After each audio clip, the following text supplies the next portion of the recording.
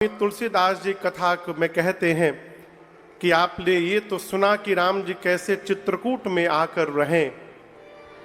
अब ये सुनिए कि सुमंत जी अयोध्या कैसे वापस गए। सुनहु सुमंत अवध जिमी आवा। सुमंत जी आपको याद है ना, राम जी अयोध्या से रथ पर बैठकर सुमंत जी के साथ श्रृंगवेरपुर तक आए थे। और जब केवट जी भगवान को गंगा पार कराने गए, उसके पहले राम जी सुमंत जी को बरबस अयोध्या विदा किए थे।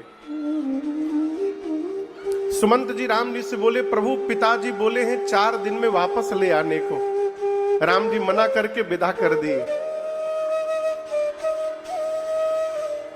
लेकिन हम आपको बताएं, सुमंत जी वापस नहीं गए। घाट से थोड़ी दूर एक वृक्ष के नीचे रथ के घोड़ों को बांध करके और दक्षिण दिशा में भगवान गए थे गंगा पार करके। सुमंत जी उसी दक्षिण दिशा की ओर टकटकी लगाकर बैठे हैं। सरकार 3 दिन बीत गए। कितने दिन? 3 दिन। जब भगवान ने यमुना जी के किनारे से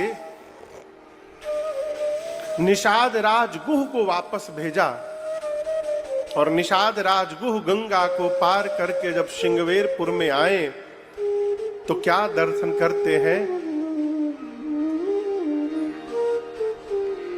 मंत्री बिकला बिलो की निषादो।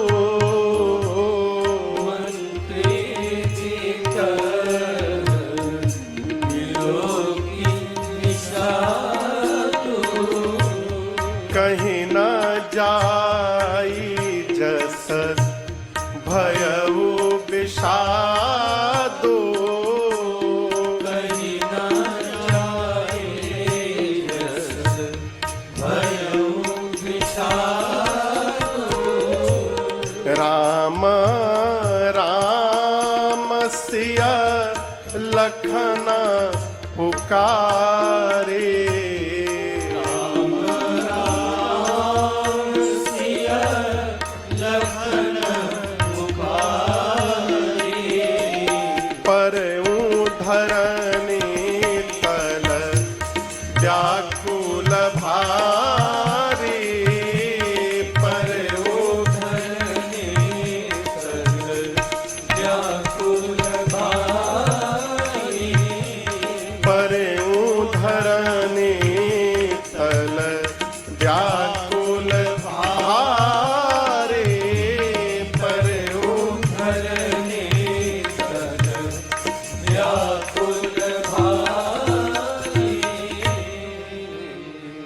निषाद राजगुह जाकर देखते हैं सुमंत जी वृक्ष में घोड़ों को बांध करके धरती पर पड़े हुए हैं और दक्षिण दिशा की ओर देखकर कह रहे हैं, राम राम, हे सीते, हे लक्ष्मण, यही पुकार रहे हैं।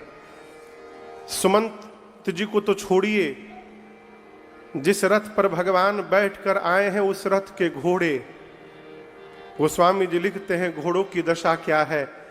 देखी दक्षिण दिशि हय ही नाही। घोड़े दक्षिण दिशा की ओर देख करके हिनहिना रहे हैं। मानिए आपस में बात कर रहे थे घोड़े एक दूसरे से। आज तक ऐसा कभी हुआ नहीं है। हमारे राघव जी जब भी आंखों से दूर गए हैं ना, तो कुछ समय में ही लौट के चले आए हैं। इस बार प्रभु कहां चले गए हैं? 3 दिन बीत गए, प्रभु दिखाई नहीं दिए। आप कल्पना नहीं कर सकते हैं, पिछले 3 दिनों से राम जी के रथ के घोड़ों ने जल का एक बूंद नहीं पिया है, न चारे का एक दाना खाया है, नहीं तृण चर ही न पिया ही जल। नेत्र से केवल झरझर अश्रु निकल रहे। किसके? घोड़ों के। तो जो मनुष्य होगा उसकी क्या गति हुई होगी। जब अश्व की ये दशा है तो सुमंत जी की क्या दशा होगी, आप कल्पना करिए। निषाद जी आए, सुमंत जी को देखे तो निषाद जी भी व्याकुल हो गए, लगे समझाने, सुमंत जी आप तो ज्ञानी हैं, आप यदि इस प्रकार से व्यवहार करेंगे तो अयोध्या को कौन संभालेगा। उनको बरबस उठाकर निषाद राजगुह ने रथ पर बिठाया है, घोड़ों को वृक्ष से निकालकर रथ पर जोड़ा है। लेकिन आपको बताऊं, घोड़े रथ पर लगने के बाद आगे नहीं देख रहे हैं, घोड़े पीछे देख रहे हैं। मानो घोड़े बोल रहे हैं कि जब तक रघुनाथ जी नहीं आएंगे हम आगे नहीं बढ़ेंगे।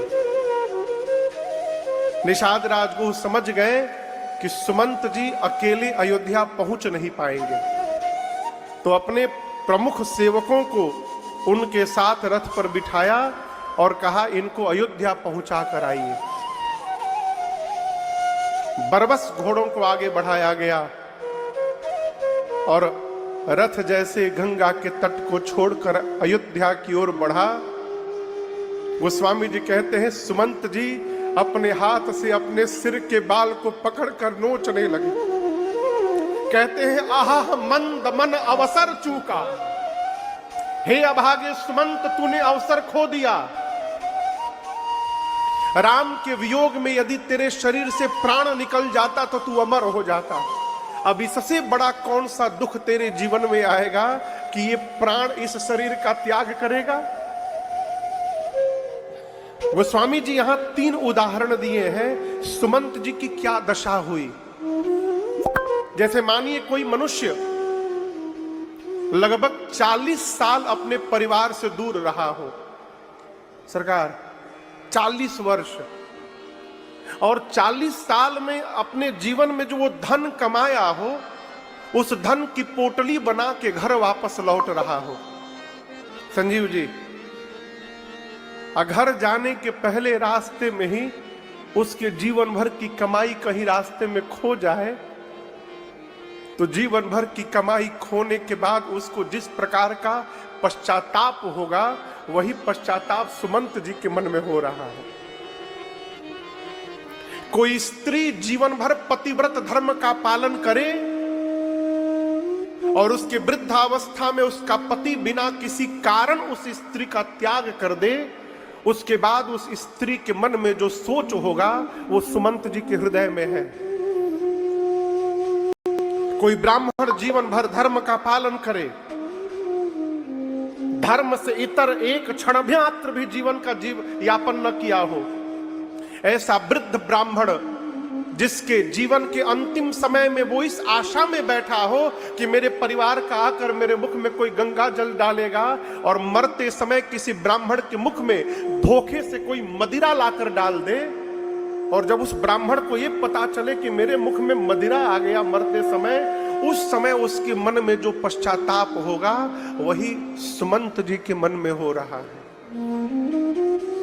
चल रहे हैं, मन में कल्पना करते हैं महाराज आने की दशा में नहीं होंगे, कैकेयी तो आएगी ही नहीं, सुमित्रा आएंगी तो मैं समझा लूंगा, लेकिन सुमंत दिन भर चारा चरने के बाद जब शाम को बछिया अपने घर की ओर दौड़ती है तो उसकी आने की आहट पाकर खूंटे में बधी गाय जब हुंकार मारती है, उसी प्रकार मेरी आने की सूचना सुनकर यदि कौशल्या दौड़कर मेरे पास आकर पूछेगी मेरा राघव कहाँ है, तो मैं कौशल्या जी से क्या कहूंगा कि मैं उनके राघव को वन में छोड़ के चला आया। यही मन में कल्पना करते करते सुमंत जी तमसा नदी के किनारे पहुंचे। दिन का समय था, वहीं रथ को रुकवाया, सुमंत जी के सेवकों को, निषाद राजगुह के सेवकों को बरबस वापस भेजा और वहीं तमसा के किनारे बैठ गए। क्यों? दिन में नहीं जाऊंगा, ये कलंकी मुख दिखाने लायक नहीं है किसी को अयोध्या में। मैं राम को वन में छोड़ के आया हूं, मैं दिन में नहीं जाऊंगा। रात्रि के अंधकार में प्रवेश करूंगा। पूरी दिन बैठे रहे अयोध्या तमसा के किनारे। जैसे अंधकार हुआ रात्रि में रथ लेकर गए, चुपके से मां कौशल्या के भवन के बाहर रथ खड़ा किए। अयोध्या वासियों को सूचना मिली कि सुमंत जी आ गए। पूरी अयोध्या दौड़ पड़ी है महल की ओर। सुमंत जी तो रथ से निकलकर भीतर चले गए, लेकिन मैं आपको बताऊं, अयोध्या वासियों ने रथ में लगे हुए घोड़ों को केवल देखा। और गोस्वामी जी कहते हैं घोड़ों को देखकर वो समझ गए कि राम जी आए नहीं हैं। क्यों? घोड़े खड़े हैं, अब पीछे की ओर मुड़ करके रो रहे थे, मानो अयोध्या वासियों से बोल रहे हैं आप जिनको ढूंढते आए हैं वो आए नहीं हैं, वो पीछे ही कहीं छूट गए हैं। सुमंत जी महल में गए और जाकर चक्रवर्ती जी का दर्शन किया। क्या देखा? गोस्वामी जी कहते हैं जाई सुमंत्र देख कसरा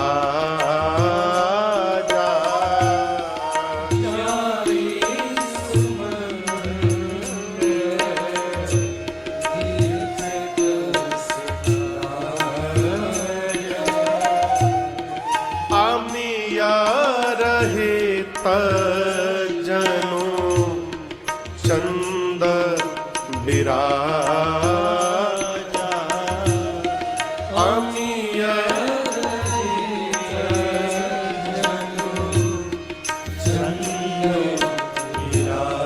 और महाराज बोल क्या रहे हैं? राम राम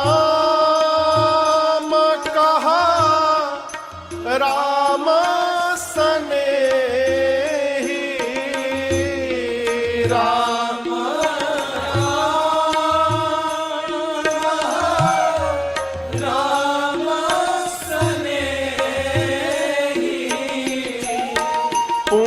कह राम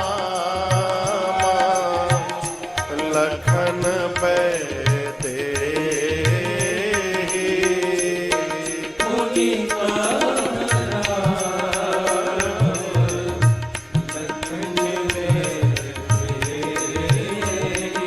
कह राम लखन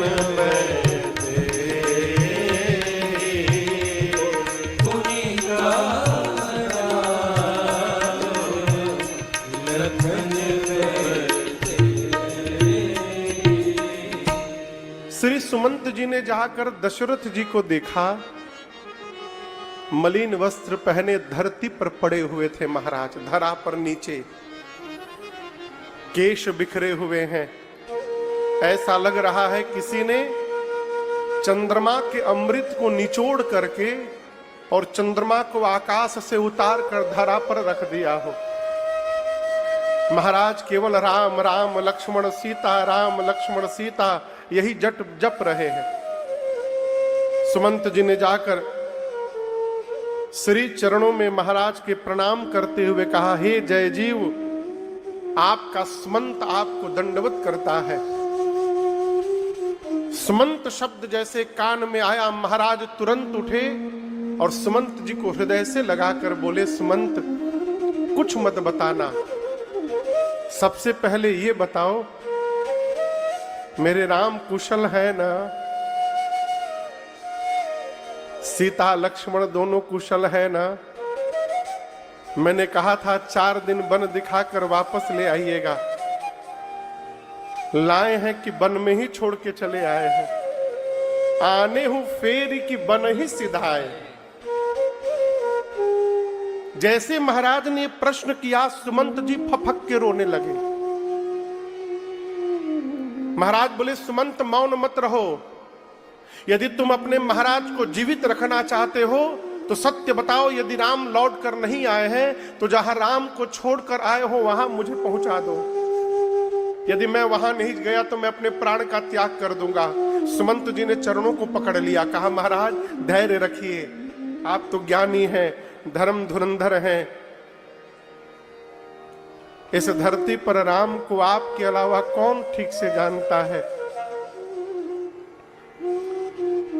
मैं लेकर गया, पहले दिन तमसा के किनारे पर हम लोग रुके, दूसरे दिन श्रृंगवेरपुर में विश्राम हुआ, और प्रभु तीसरे दिन सवेरे बरबस मुझे राम विदा कर गए और गंगा पार करके उस पार चले गए। जाते समय मुझसे कहा कि पिताश्री से प्रणाम करके कहिएगा कि 14 वर्ष बाद राम स्वयं आकर उनके चरणों में प्रणाम करेगा। भरत लौट कर आए तो उनसे कहिएगा कि भरत राज सत्ता का नीति पूर्वक पालन करेंगे। महाराज सुनते गए। अचानक कौशल्या जी की दृष्टि गई, दशरथ जी के शरीर में गले के नीचे हलचल समाप्त हो गए। गोस्वामी जी कहते हैं महाराज का प्राण ऊर्ध्व गति में गया और ऊपर उठ करके कंठ में आके फंस गया। प्राण कंठगत भयउ भुवालु। देखिए, जो मनुष्य जीवन में जितना पुण्यशाली होता है उसके शरीर का प्राण उतने ऊपर के भाग से निकलता है, आंख से, कान से, मुख से, नासिका से। और जो मनुष्य जितना पतित होता है उसके शरीर का प्राण अधो अंग से निकलता है। आपको पता नहीं, हमारे गांव के पास कुछ ही दूरी पर, मुश्किल से 20 मिनट की दूरी पर एक सिद्ध महापुरुष रहा करते थे, ब्रह्मर्षि देवराहा बाबा। पता नहीं आप उनके बारे में जानते हैं कि नहीं। मेरे गांव के ठीक बगल में उनका निवास था, मचान पे रहते थे। उनकी उम्र का किसी को पता नहीं। कोई कहता है 700 साल जीवित रहे, कोई कहता है 800 साल जीवित रहे। कोई लोग कहते थे मेरे बाबा भी उनको देखते थे ऐसे ही, मेरे पिताजी भी देखे, मैं भी देखा।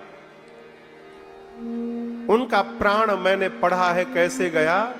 जब शरीर त्यागना हुआ तो पूज्य ब्रह्मर्षि श्री देवराहा बाबा आसन लगा करके बैठ गए और साधना करके प्राण तत्व को खींचकर ऊपर ले गए, और उनका प्राण सिर के इस भाग को फाड़ करके ब्रह्मरंध्र है, ये सिर का ये भाग फटा और यहां से उनका प्राण ऊपर निकला। ये साधना का परिणाम। महाराज के शरीर का प्राण ऊपर की ओर बढ़ा लेकिन कंठ में आके फंस गया। शरीर नीचे के अंग शांत हो गए। कौशल्या मैया तुरंत पांव पकड़ा, कहा महाराज धैर्य रखिए। अयोध्या रूपी जहाज पर पूरा परिवार बैठा है, आप ही इस जहाज के नाविक हैं। प्रभु, नाविक ही यदि नहीं बचेगा तो जहाज को डूबने से कौन बचाएगा। मैं कहती हूं धैर्य रखिएगा ना, तो 14 वर्ष बाद राम स्वयं आकर आपको प्रणाम करेंगे। तब कौशल्या जी की बात सुनकर महाराज ने कहा, कौशल्या आज धैर्य नहीं, आज उस अंधे माता पिता के श्राप की सुधि आ रही है।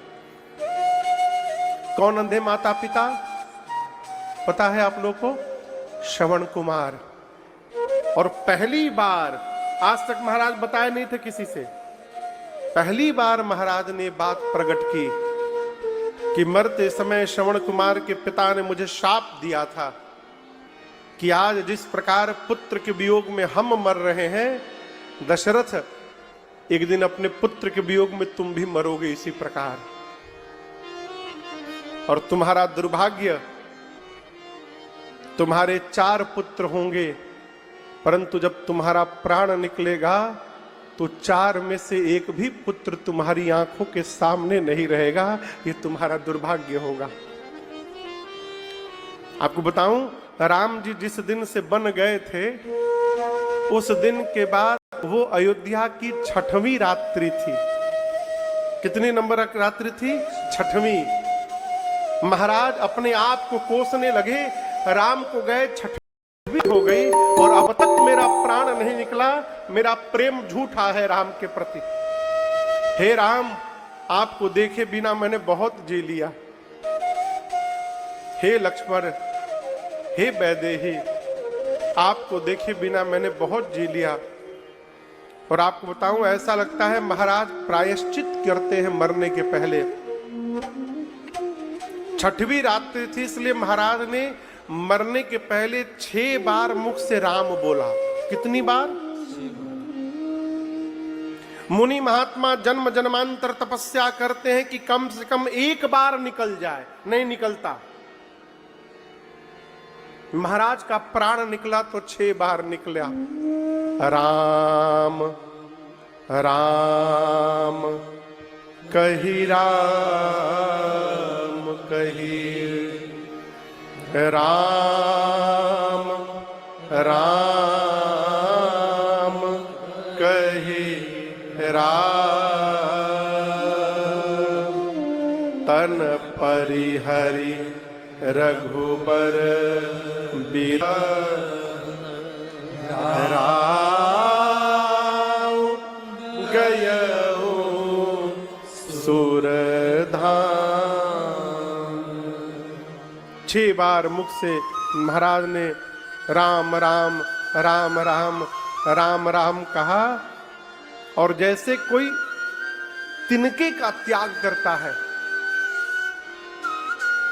तिनका समझते? तिनका, यदि काले रंग का तिनका आपके इस सफेद कुर्ते पर बैठ जाए तो कोई भी ये विचार नहीं करेगा कि 5 मिनट बाद हटाऊं कि धीरे से हटाऊं।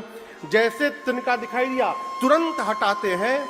जैसे हम तिनके का त्याग करते हैं, उसी प्रकार महाराज ने 6 बार राम कह के और अपने प्राण का तुरंत त्याग कर दिया। प्रिय तन तृण इव परिहरे, महाराज ने प्राण छोड़ दिया अपना। गोस्वामी जी कहते हैं चक्रवर्ती जी ने जीने और मरने दोनों का फल पाया। जन्म मरण फल दशरथ पावा, जियना मरण फल दशरथ पावा, अंडयने का अमल जस छावा, अंडयने का अमल जस छावा, जियत राम विभु बदन निहारा, जियत राम विभु बदन राम बिरह करी मरण संवारा,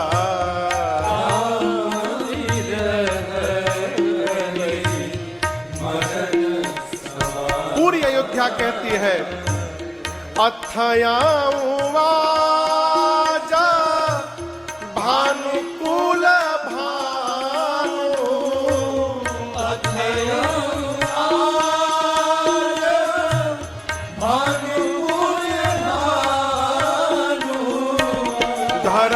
धर्मायवधि गुण रूप निधानु, धर्मायवधि गुण रूप निधानु, धर्मा